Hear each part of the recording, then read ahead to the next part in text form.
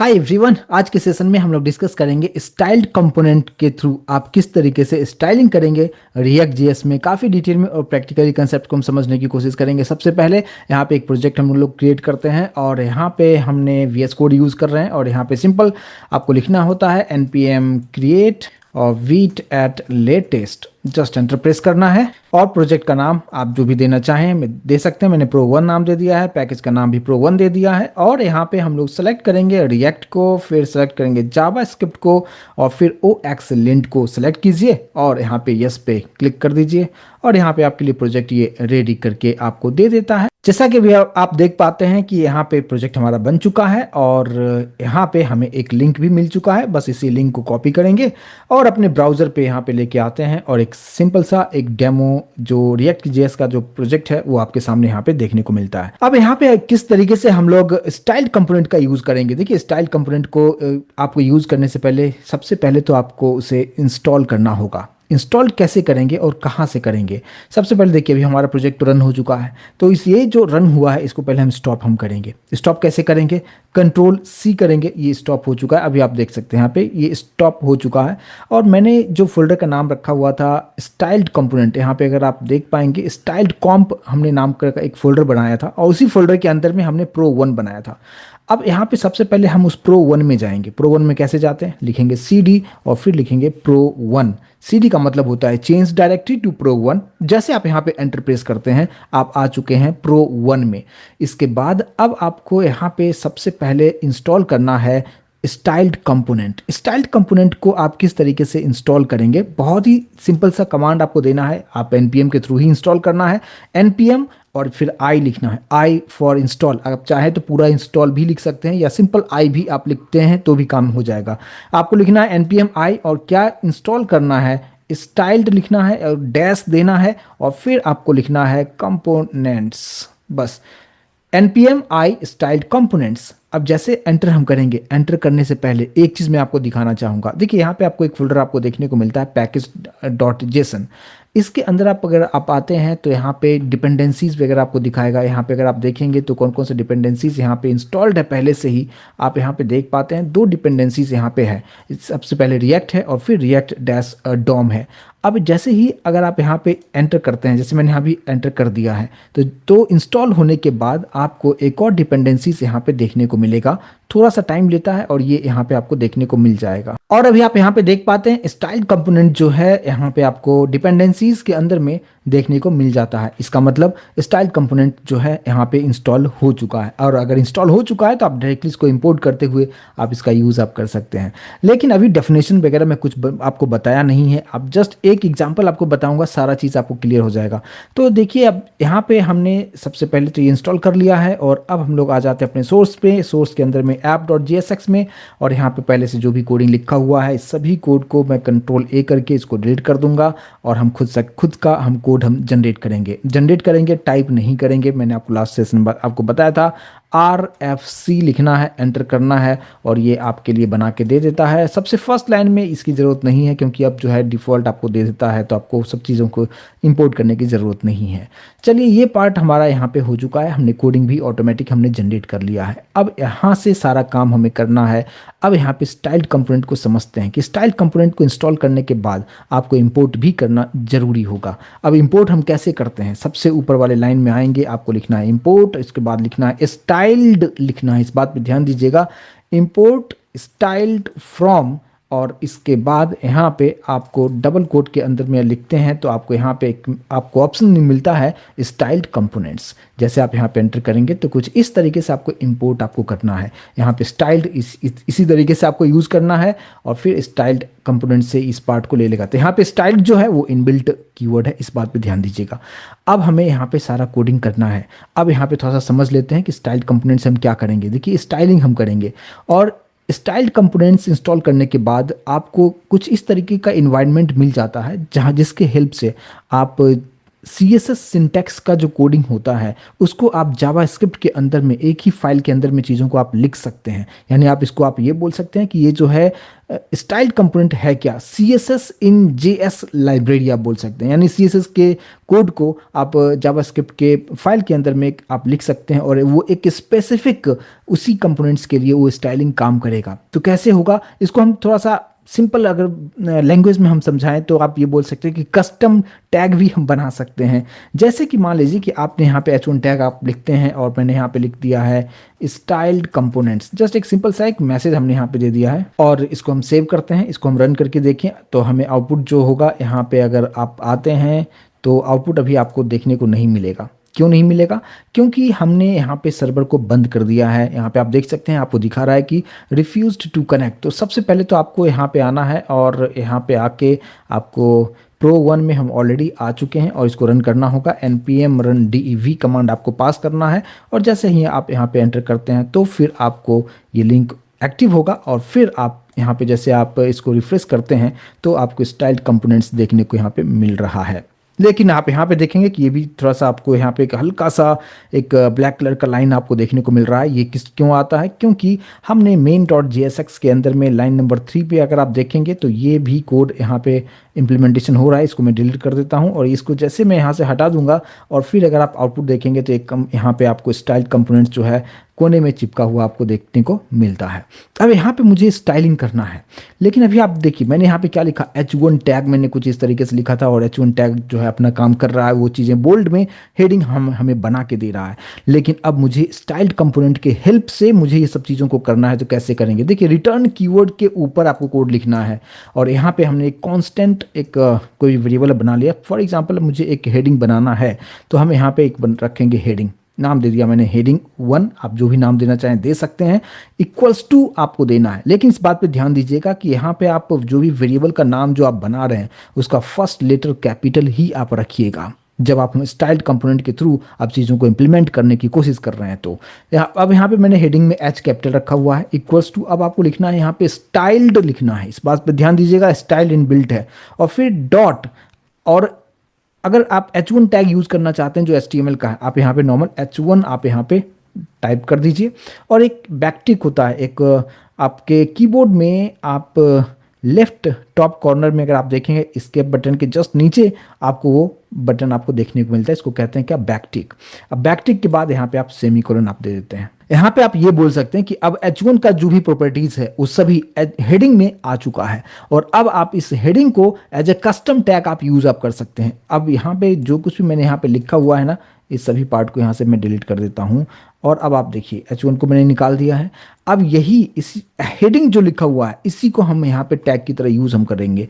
यहाँ पे मैंने क्या लिख देना है, हेडिंग कुछ इस तरीके से, और इसके अंदर हमने यहाँ पे लिख दिया है। सेव कीजिए और सेव करने के बाद आउटपुट आप देखिए एग्जैक्टली क्या H1 वाला जो प्रॉपर्टीज था वो यहाँ पे प्रॉपर तरीके से इंप्लीमेंट होता हुआ आपको देखने को मिलता है। सेम इसी तरीके से आप S2 टैग आप यूज करना चाहते हैं, आपको सिंपल क्या करना होगा, आप इसी को मैं कॉपी कर लेता हूँ, ठीक है, इसी को कॉपी करके मैंने नीचे रख दिया है। अब इसका नाम दे दिया हेडिंग 2। अब यहाँ पे H1 की जगह पे S2 लिखेंगे। अब H2 वाला जो प्रॉपर्टी होगा वो हेडिंग 2 में आ जाएगा और फिर आप यहाँ पे हेडिंग 2 के अंदर में कुछ और मैसेज आप देना चाहते हैं तो आप यहाँ पे दे सकते हैं। आप यहाँ पे देख सकते हैं कि इंटेलिजेंस में भी हेडिंग 2 आ चुका है और मैंने यहाँ पे एक मैसेज दे दिया, यहाँ पे रिएक्ट JS, जस्ट सिंपल सा एक मैसेज हमने दे दिया और अब आप देखिए ये हमारा H2 वाला जो प्रॉपर्टीज था वो यहाँ पे आ चुका है। सेम इसी तरीके से आप जितने भी HTML में टैग जो आप देखते हैं H1, S2, S4 या पैराग्राफ या div, इमेज, टेबल, हर एक चीज़ को आप यहाँ पे इस तरीके से आप यूज़ आप कर सकते हैं। जैसे कि मान लीजिए आप यहाँ पे यूज़ करना चाहते हैं, एक पैराग्राफ बनाना चाहते हैं तो आप कैसे आप बनाएंगे, कॉन्स्टेंट मैंने पैराग्राफ का नाम दे दिया माई पैरा, इक्वल्स टू आपको लिखना है यहाँ पे स्टाइल्ड डॉट, और पैराग्राफ के लिए कौन सा टैग यूज करते हैं, P टैग यूज करते हैं। जस्ट यहाँ पे P लिखना है, टैग नहीं लिखना है, जस्ट P आपको देना है, लेकिन बैकटिक जरूर दीजिएगा और लास्ट में सेमीकोलन जरूर आप दीजिएगा। और अब आप माई पैरा जो हमने यहाँ पे जो बनाया है, यहाँ पे आप देखिए आप इस तरीके से इसका यूज आप कर सकते हैं। माई पैरा आ चुका है और यहाँ पे मैंने लिखा this is a simple paragraph और इसको आप सेव कीजिए और आउटपुट आप यहाँ पे देख सकते हैं, प्रॉपर तरीके से आपको प्रिंट करके आपको दिखाता है। तो बस कुछ इसी तरीके से आपको यूज़ यहाँ पे कर सकते हैं। लेकिन इसका एडवांटेज क्या होगा कि आप इसी में इनबिल्ड आप चाहें तो आप यहाँ पे स्टाइलिंग को भी आप ऐड कर सकते हैं। यहीं पे कैसे करेंगे, जो बैकटिक हमने यूज़ किया है इस पे ध्यान दीजिएगा। फॉर एग्जांपल मैं चाहता हूँ कि जो हेडिंग हमारे पास जो है, जैसे यहाँ पे स्टाइल्ड कंपोनेंट्स हमने जो लिखा है, इसी को मैं चाहता हूँ कि यहाँ पे कुछ स्टाइलिंग ऐड करना। तो जो बैकटिक है, जो हमने दो बैकटिक यूज़ किया, उसके बीच में कर्सर को रखिए, एंटर कीजिए और यहाँ पे आप इसका स्टाइलिंग आप ऐड कर सकते हैं, बिल्कुल वैसे ही जैसे आप CSS में ऐड किया करते थे। जैसे हमने कलर यूज़ किया, कलर यहाँ पे मैंने दे दिया, सपोज ब्लू कलर दे दिया, सेमी कॉलन दीजिएगा, इस बात पे ध्यान रखिएगा। इसके बाद आप कुछ इसका बैकग्राउंड आप देना चाहते हैं तो बैकग्राउंड डैश कलर आपको देना है, यानी CSS में जिस तरीके से यूज़ करते थे उसी तरीके से यूज़ करना है। और मैंने यहाँ पे दे दिया है रेड कलर, हमने यहाँ पे दे दिया है, और चलिए ठीक है, रेड कलर यहाँ पे दे दिया है। अब इसको सेव करते हैं। अब अगर आप यहाँ पे हेडिंग, यहाँ पे हमें कुछ भी स्टाइलिंग नहीं करना है, ये सारा चीज़ हमने यहीं से हमने ऐड कर देना है। और अब अगर आप देखते हैं ये प्रॉपर तरीके से काम कर रहा है, इसका बैकग्राउंड कलर चेंज हो चुका है। यहाँ पे जो कंपोनेंट्स हमने जो यहाँ पे लिखा था स्टाइल कंपोनेंट्स, उसमें भी कलर आ चुका है। तो कुछ इस तरीके से आप यहाँ पे चीज़ों को यूज़ आप कर सकते हैं। सेम उसी तरीके से आप S2 में भी यूज़ करना चाहते हैं तो S2 में भी आप उसी तरीके से यूज़ आप कर सकते हैं। अब एक छोटा सा एक मिनी प्रोजेक्ट हम बनाते हैं। एक एम्प्लॉय का प्रोफाइल हम एक पेज पे हम रखेंगे और बहुत सारे एम्प्लॉय का प्रोफाइल हम किस तरीके से यहाँ पे प्लेस कर सकते हैं, और यहाँ पे कंप्लीटली स्टाइल्ड कंपोनेंट्स का यूज़ करते हुए हम यहाँ पे रखेंगे। हुआ इस सभी को मैं निकाल देता हूँ, ठीक है, यहाँ पे सभी को निकाल दिया और यहाँ पे मैं फ्रेगमेंट वाला यूज़ कर लेता हूँ। और देखिए क्या क्या चीज़ों को मुझे यूज़ करना है। सबसे पहले हेडिंग जो है, ठीक है, हेडिंग उससे उसी तरीके से हम हेडिंग रखेंगे। कलर हमने दे दिया है यहाँ पे ब्लू, बैकग्राउंड कलर हम यहाँ पे कुछ भी नहीं देते हैं।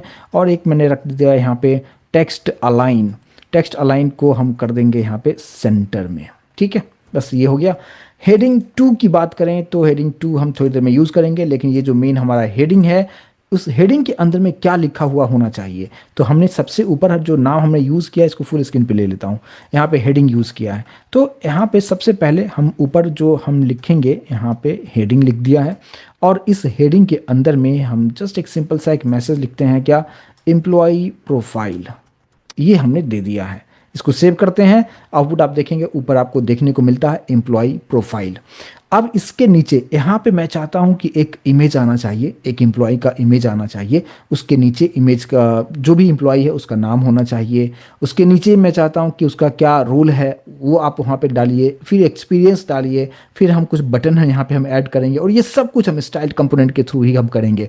तो सबसे पहले आप यहाँ पे इमेज को ऐड करना चाहते हैं तो आप क्या कीजिए कि इसी के जस्ट नीचे यहाँ पे आते हुए एक इमेज के लिए हम एक बनाना चाह रहे हैं, तो यहाँ पे हम रखेंगे कांस्टेंट और मैंने यहाँ पे दे दिया वेरिएबल का नाम इमेज रखा है, इक्वल्स टू आपको देना है, क्या लिखते हैं यहाँ पे, स्टाइल्ड आपको यूज़ करना है, डॉट इमेज के लिए कौन सा टैग यूज़ करते हैं, IMG आपको यूज़ करना है और बैकटिक आपको यहाँ पे डाल देना है और बैकटिक के बाद सेमीकोलन डालिए और फिर यहाँ पे इमेज जो आप लेने वाले हैं उस इमेज का कितना विड्थ वगैरह सेट करना है। तो यहाँ पे मान लीजिए कि मैंने यहाँ पे दे दिया है 300 पिक्सल, इसका मैंने इमेज का जो साइज होगा मैं 300 पिक्सल में रखना चाहता हूँ। अब इमेज को यहाँ पे कैसे रखेंगे, इसी के नीचे हम आएंगे और इसी हेडिंग के नीचे पहले इमेज को हमें यहाँ पे अगर प्लेस करना हो तो आप यहाँ पे कैसे लिखेंगे, हमने इमेज के लिए क्या रखा है, इमेज टैग हम यहाँ पे यूज हम करेंगे IMAG, ध्यान रखिएगा IMAG नाम का कोई भी टैग नहीं है, IMG नाम का हमारे पास HTML में टैग है, बट उसको मैंने यहाँ पे इमेज में हमने रख लिया है और वो हमारा यहाँ पे कस्टम टैग की तरह काम करेगा, IMAG इमेज। अब यहाँ पे इमेज क्या होना चाहिए, अब यहाँ पे इस पर्टिकुलर प्रोजेक्ट में हम एक कुछ इमेज को यहाँ पे रखेंगे। इमेज को मैं हमेशा पब्लिक फोल्डर में हम रखते हैं, तो यहाँ पे हमारे पास कुछ इमेजेस हमने यहाँ पे रखे हुए हैं और इसी इमेज को हम उठाएंगे और डायरेक्टली यहाँ पे पब्लिक वाले जो फोल्डर है उसके अंदर यहाँ पे हम रख देते हैं। और अब आप यहाँ पे देखिए जो लाइन नंबर 21 पे फोकस कीजिएगा, इमेज के बाद यहाँ पे SRC लिखेंगे और इक्वल्स टू करते हुए आप यहाँ पे उस इमेज का नाम डाल दीजिए जो कि है emp1.jpg इमेज का नाम है। अगर आप यहाँ पे देखेंगे emp1 वही नाम हमने यहाँ पे दे दिया है, इसको हम सेव करते हैं और आउटपुट में अगर आप देखेंगे तो एक जो है इमेज जो है एक एम्प्लॉय का इमेज आपको यहाँ पे देखने को मिल रहा है और यहाँ पे जो साइज है 300 पिक्सल ऑटोमेटिक उसने ले लिया है। अगर आप इसको बढ़ा के देखना चाहें आप देख सकते हैं, लेकिन फिलहाल मैं चाहता हूँ कि यहाँ पे इसके नीचे मुझे एक इसका क्या नाम है वो मैं ऐड करना चाहता हूँ। तो नाम के लिए हम कैसे कैसे यूज़ हम करेंगे, देखिए ये हेडिंग हो गया। इमेज के नीचे आते हैं, कांस्टेंट रखा और यहाँ पे मैंने देता हूँ सिर्फ नेम, नाम ही लिख दिया, वही रखा है। नेम इक्वल्स टू आपको देना है स्टाइल्ड लिखना है डॉट, और ये कैसा होना चाहिए, मैं चाहता हूँ ये S2 टैग जैसा होना चाहिए। S2 टैग आप यहाँ पे डाल दीजिए और यहाँ पे बैकटिक यूज़ कीजिए, और यहाँ पे आते हुए आप H2 टैग आप यूज़ कर सकते हैं। इसमें कुछ कलर देना चाहें तो कलर दे सकते हैं। फॉर एग्जांपल मैं यहाँ पे इसका ब्लू कलर यहाँ पे देता हूँ, और ये जो हमारे पास नेम वाला जो टैग है इसी के नीचे आएंगे और यहाँ पे हम क्या लिखेंगे, नेम लिखेंगे, और नाम क्या देना है मैंने यहाँ पे दे दिया है एनी। अब इसको हम सेव करते हैं। आउटपुट अगर आप देखते हैं तो इसके नीचे एनी यहाँ पे नाम आपको देखने को मिल रहा है। प्रॉपर तरीके से ये काम कर रहा है। सेम उसी तरीके से इसके नीचे हम, मैं चाहता हूँ इसका कुछ रोल होना चाहिए, तो हम उसके लिए भी हम पैराग्राफ यूज़ हम कर लेंगे। तो देखिए इमेज हो गया, S2 टैग हो गया, ये वाला S2 टैग हम हटा देते हैं, एक्स्ट्रा हम नहीं रखेंगे। और पैराग्राफ ये जो इस यहाँ पे जो है मैं नाम ही देता हूँ रोल, ठीक है। और कलर ग्रीन से बेटर होगा, जो बाय डिफ़ॉल्ट जो ब्लैक होगा वही देखने में सही रहेगा, तो इसको आप निकाल सकते हैं। बट आप स्टाइलिंग ऐड करना चाहते हैं तो यहाँ से डेफिनेटली इसी तरीके से कर सकते हैं। अब रोल जो है ये हमारा कस्टम टैग बन चुका है, और नीचे आते हुए हमें क्या लिखेंगे, रोल। इसका रोल क्या है, मैंने यहाँ पे दे दिया है कि ये जो है वेब डेवलपर है, और इसको हम सेव करेंगे और आउटपुट एक बार हम देख लें तो नीचे आप देख सकते हैं कि वेब डेवलपर प्रॉपर तरीके से दिखा रहा है। एक्सपीरियंस को भी हमें ऐड करना है, तो मैं इसी तरीके से यहाँ पे ऐड कर लूँ। यहाँ पे जो है एक्सपीरियंस के लिए मैंने यहाँ पे यूज़ कर दिया जो S2 टैग है, इसी को मैं यूज़ करना चाहूँगा। तो आप उस तरीके से भी आप यूज़ आप कर सकते हैं कि यहाँ पे रीयूज़ किस तरीके से करेंगे, लेकिन मैं नाम अलग अलग रखना चाहूँगा ताकि कन्फ्यूज़न नहीं हो। बट अगर आप चाहते हैं कि इसी का यूज़ करना तो आप डेफिनेटली कर सकते हैं, जैसे नेम हमने यूज़ किया है। अब अगर आप ऐसा करते हैं कि फिर से मैंने इसे ही जो नेम यहाँ पे जो लिखा हुआ था इसी को कॉपी करते हुए मैंने यहाँ पे नीचे रख दिया है, और यहाँ पे मैंने लिख देना है सपोज एक्सपीरियंस, जहाँ पे मैं लिखता हूँ 5 इयर्स का एक्सपीरियंस है। अब देखिए क्या हुआ है यहाँ पे, ये भी आपको यहाँ पे दिखा रहा है एक्सपीरियंस 5 इयर्स, राइट। लेकिन मुझे लग रहा है कि इससे ज़्यादा बेटर ये होगा कि इसको हम नॉर्मल इसी फॉन्ट में रखेंगे, यानी रोल में जिस तरीके से हमारे पास में था उसी तरीके से आप यहाँ पे यूज़ कर सकते हैं, यानी पैराग्राफ ही मैं यूज़ करना चाहूँगा तो ज़्यादा बेटर यहाँ पे रहेगा। तो जैसे रोल हमने यहाँ पे यूज़ किया हुआ है, तो फिर से मैं यहाँ पे लिख देता हूँ रोल ही रखता हूँ ताकि देखने में सही लगेगा। वहाँ पे कुछ ज़्यादा बोल्ड में यहाँ पे देखने को मिल रहा था, अभी आप देख सकते हैं ये प्रॉपर है, सही है। नाम हो गया, वेब डेवलपर हो गया, एक्सपीरियंस हो गया 5 इयर्स। अब ये सभी को मैं चाहता हूं कि एक बॉक्स के अंदर हम रखें, यानी एक डिव के अंदर रखें। अब डिव को भी हम इसी तरीके से हम यहाँ पे कोडिंग हम कर सकते हैं। कैसे करेंगे, अब देखिए जितना भी चीज़ें मैंने अभी लिखा है ना, ये जो हेडिंग वाला जो पार्ट है एम्प्लॉय को ये छोड़ के, इमेज नेम, ये चारों चीज़ को मैं चाहता हूँ कि एक डिव के अंदर रख दें। तो हम इसका नाम हम रखते हैं कार्ड रख दें, आप नाम कुछ भी माई डिप भी रख सकते हैं, कुछ भी आप नाम रख सकते हैं। तो सबसे ऊपर रखते हैं, ये आप सीक्वेंस में नहीं भी रखें, ऊपर नीचे हुआ उसे कोई मैटर नहीं करेगा। हमने रखा कांस्टेंट, और यहाँ पे इसका नाम दे दिया मैंने कार्ड इक्वल्स टू देते हुए, और आप यहाँ पे नाम दे सकते हैं इसका क्या, स्टाइल्ड डॉट, और ये यहाँ पे लिखेंगे डिव, और फिर यहाँ पे आप एंटर कीजिए, लास्ट में सेमी कॉलन डाल दीजिए। अब ये जो कार्ड हमारा हो चुका है, अब इसको कहाँ पे रखना है तो ध्यान से देखिए, इमेज वाला पार्ट है, यानी हेडिंग को छोड़ दीजिए, हेडिंग के नीचे आएंगे और यहाँ पे हम यूज़ करेंगे क्या, कार्ड यूज़ करेंगे। और देखिए कार्ड का जो क्लोजिंग वाला जो है इसको यहाँ से हटाते हुए जो एक्सपीरियंस है उसके जस्ट नीचे हम यहाँ पे रख देंगे। आउटपुट में तो आपको कुछ खास अभी देखने को मिलेगा नहीं। अब इसी में हम कुछ स्टाइलिंग को हम ऐड करेंगे। स्टाइलिंग कैसे ऐड करेंगे, यानी डिव के अंदर में हम स्टाइलिंग को ऐड करेंगे। यहाँ पे देख लेते हैं, सबसे लाइन नंबर यहाँ पे ऊपर आप देखिए लाइन नंबर 5 पे यहाँ पे क्या क्या चीज़ों को हम ऐड कर सकते हैं। तो सबसे पहले मैंने यहाँ पे विड्थ ऐड कर देता हूँ। विड्थ रख दिया मैंने 300 पिक्सल रख दिया है, सेमीकोलन देना है। इसमें कुछ पैडिंग में ऐड कर देता हूँ, सपोज 25 पिक्सल हमने दे दिया है। मार्जिन भी रख देते हैं थोड़ा सा 10 पिक्सल रख देते हैं, और इसके बाद हम यहाँ पे बॉर्डर भी सेट कर देते हैं, यानी बॉर्डर जो होगा फॉर एग्जांपल बॉर्डर में रखता हूँ 10 पिक्सल सॉलिड रेड कलर का बॉर्डर दे देता हूँ, और साथ में मैं देना चाहूँगा बॉर्डर रेडियस। बॉर्डर रेडियस कितना देते हैं, सपोज 20 पिक्सल दे के देख लेते हैं कैसा दिखता है।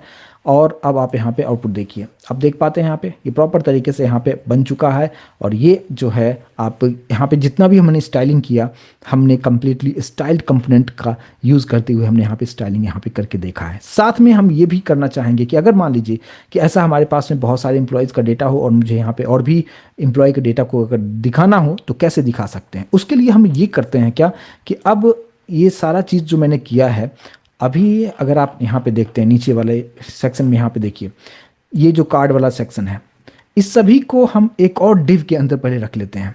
तो हम एक और डिव अगर हम यूज़ करना चाहें तो एक और डिव हम यहाँ पे रख सकते हैं। मान लीजिए सबसे ऊपर रखा कांस्टेंट, यहाँ पे नाम देता हूँ माई डिव से बेटर है मेन डिव नाम दे दिया है। ठीक है, मेन डिव इक्वल्स टू आपको क्या लिखना है, स्टाइल्ड डॉट, और यहाँ पे भी आपको क्या देना है, डिव देना है।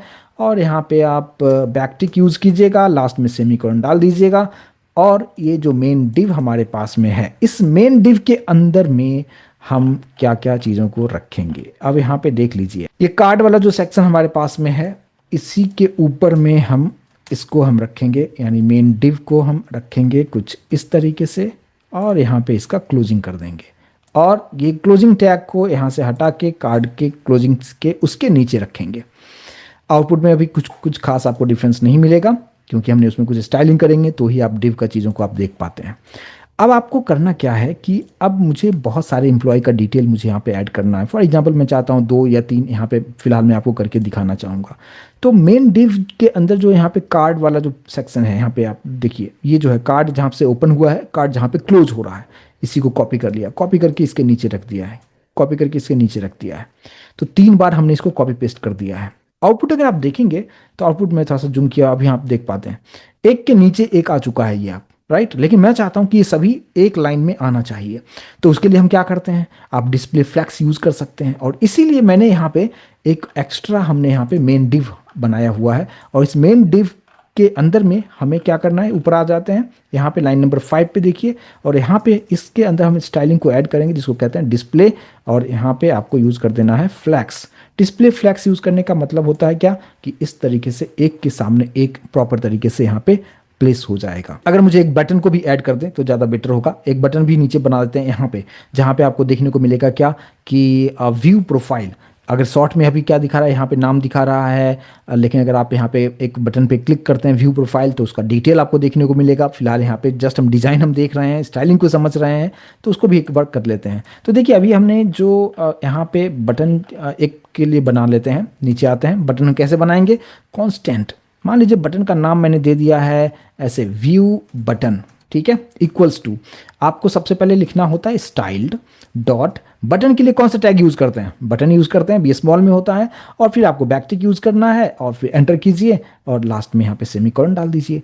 अब यहाँ पे जो व्यू बटन है यहाँ पे आइए, और यहाँ पे आने के बाद जो फर्स्ट वाला जो कार्ड है यहाँ पे इसके नीचे आएंगे और यहाँ पे इसको टैग की तरह यूज कर देंगे। और इसका नाम हम रखते हैं क्या, व्यू प्रोफाइल। यहाँ पे हमने नाम दे दिया व्यू प्रोफाइल। और अगर आप आउटपुट देखेंगे तो यहाँ पे आपको व्यू प्रोफाइल आपको बटन आपको देखने को मिलेगा। लेकिन आप इसमें चाहते हैं कि स्टाइलिंग को हम ऐड करना चाहें तो हम यहाँ पे कुछ कुछ हम स्टाइलिंग को ऐड करना चाहेंगे, तो यहाँ से हम बिल्कुल नहीं ऐड करेंगे। ऊपर हमने जो बना के रखा है यहाँ पे लाइन नंबर 29 पे देखिए, इसी के अंदर में आएंगे और हम स्टाइलिंग को ऐड करेंगे। सबसे पहले मान लीजिए कि बैकग्राउंड इसका जो है मैं ब्लू कलर कर देता हूँ, और कलर जो है इसका वाइट कर देता हूँ, और बॉर्डर जो है नन कर देता हूँ, कोई बॉर्डर नहीं रहेगा, ज़्यादा अच्छा देखने में लगेगा। पैडिंग जरूर डाल देंगे, पैडिंग में हमने दे दिया 12 पिक्सल, और सपोज हमने दे दिया 25 पिक्सल, देखते हैं ज़्यादा नहीं होगा। और उसके बाद फिर हम यहाँ पे बॉर्डर रेडियस हम डाल देते हैं, बॉर्डर रेडियस। अगर बॉर्डर रेडियस हम यहाँ पे रखते हैं 25 पिक्सल, और कर्सर का स्टाइल जो है हम रखेंगे पॉइंटर, ठीक है, और लास्ट में सेमीकोलन। इसको सेव करते हैं। आउटपुट देखिए यहाँ पे देख पाते हैं कि एक सुंदर सा बटन यहाँ पे बन चुका है, और सेम यही बटन यहाँ पे भी होना चाहिए। तो आप जस्ट इसी को आपको क्या करना होगा, अब ये तो हमने बटन बना लिया है, अब आपको क्या करना होगा, यहाँ पे देखिए व्यू बटन है, इसी को कॉपी कीजिए, कॉपी करके आप यहाँ पे यूज़ करना है। तो हमारा एक बटन बन चुका है, एक बटन एक कंपोनेंट बन चुका है। अब जहाँ पे भी उसकी ज़रूरत है वहाँ पे बस पूरा स्टाइलिंग को उठाने की ज़रूरत नहीं है, बस ये लाइन नंबर 47 को मैंने कॉपी किया है। कॉपी करके आप सेकेंड वाले कार्ड है वहाँ पे रख दीजिए। फिर हमारे पास थर्ड वाला कार्ड है, यहाँ पे रख दीजिए, ठीक है। और बस सेव कर लीजिए। सेव करने के बाद देखिए तीनों पे वो चीज़ें आ चुका है। तो इसी को तो कहते हैं हम कंपोनेंट्स बनाना। एक कंपोनेंट्स बनाया है, उसका हम बार बार रीयूज हम कर रहे हैं। और अगर यहाँ पे आप चाहते हैं सबका नाम चेंज करना, इमेज दूसरा लेना, तो इमेज ऑलरेडी हमारे पास में है, यहाँ पे देख सकते हैं EMP 1 2 3 4 5 ने रखा हुआ है। तो फर्स्ट वाले में EMP 1 रखा हुआ है, सेकेंड में आप EMP 2 कर दीजिए। इसका नाम हमने दे दिया है श्री, हमने यहाँ पे दे दिया है।